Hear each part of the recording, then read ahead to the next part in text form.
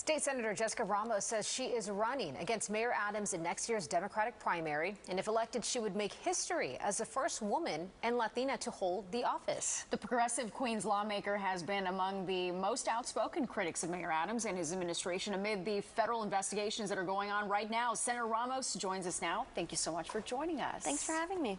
What do you make of what's coming out and happening at City Hall? You know, it's really disappointing to see our City Hall be in such disarray when New Yorkers are expecting the services that we pay for with our taxes.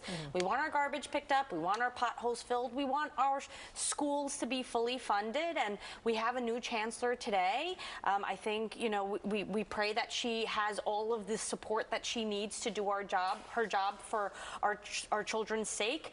But, you know, we want the NYPD to function as well as the other agencies. And I don't see how that can be done well when there's so much distraction by way of federal investigations. And that's why I think we need to fire him come June. Well, despite the mayor's legal troubles, I think a lot of people might say, hey, he's still a very strong opponent. And the argument maybe for not putting in office would be you don't have experience. But what would you say to those people that think that? I'm actually the only candidate in the race who's actually worked at City Hall. I've been in public service for 20 years. I started working in the City Council during the Bloomberg administration. I was a member of the prior administration. And now I've been in the Senate for nearly 7 years serving my community. And as a mom, I want to bring all of that experience to make sure that my kids have a fighting chance to have the best city in the world, offer them all of the economic opportunities we're supposed to have. So then you've probably seen in your community so much that's going on these streets. One politician said that there's more brothels than bodegas in Corona, Flushing, Jackson Heights. I mean, it's tough to see all that. It's all along Roosevelt Avenue. I'm born and raised in the neighborhood, and I can tell you that we've seen it for decades, never at this scale. Never at the scale that we're seeing. Why is that then? I think it's largely because of the lack of work permits and because traffickers have figured out how to take advantage of immigrants who can't find their place in our city. You know, when the federal government doesn't have the wherewithal to at least give work permits while we figure out whether they should be here or not, I think we want New Yorkers want them to pay their way so that they don't become a burden on our taxpayer dollars. And the immigrants that I've spoken to want to work. That's why they come to this country.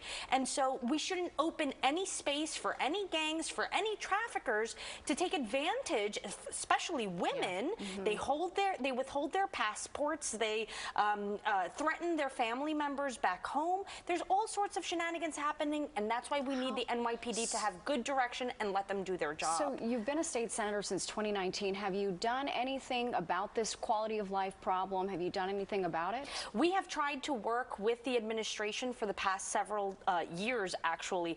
We have followed up on 311 calls that our constituents have made. We have sent letters to city agencies. We have made phone calls to commissioners. We have brought some commissioners even to walk down Roosevelt Avenue with me. We've done all of that. But ultimately, they need the mayor, to tell them that this is what they need to focus on. And that's why I think, you know, whether it's the 2 precincts that are along Roosevelt Avenue, the Vice Squad, even sanitation police, see this happening every day and haven't done anything about it. Let me ask you a question, though. If you, day one, get in office here as the mayor, how would you change that, though? Because it seems like the mayor right now, when we talk to him all the time, it's always hitting a brick wall with City Hall and with the people that work in City Hall. Well, he manages City Hall, and he chooses who works at City Hall. So I think we want to hire the top talent in New York that is hungry to serve New Yorkers and to deliver on those services.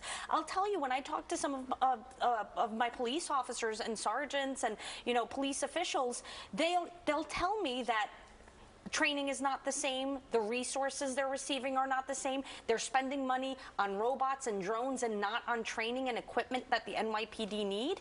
I mean, if they need the directive to go in there and actually arrest these traffickers who are exploiting women, and perhaps even penalties for the landlords that allow for this to happen in their buildings, well, then that's what we're going to do. All right, well, Jessica Ramos, I know we'll hear more from you. We appreciate you stopping by. That's all the time we have, but thank you so much. And you got to come back because there's so much more to talk about, especially what's happening right now in the city. Absolutely. Childcare next time, hopefully. Yes. All right, thank you so Jessica. much. Thank you. And leave us up next.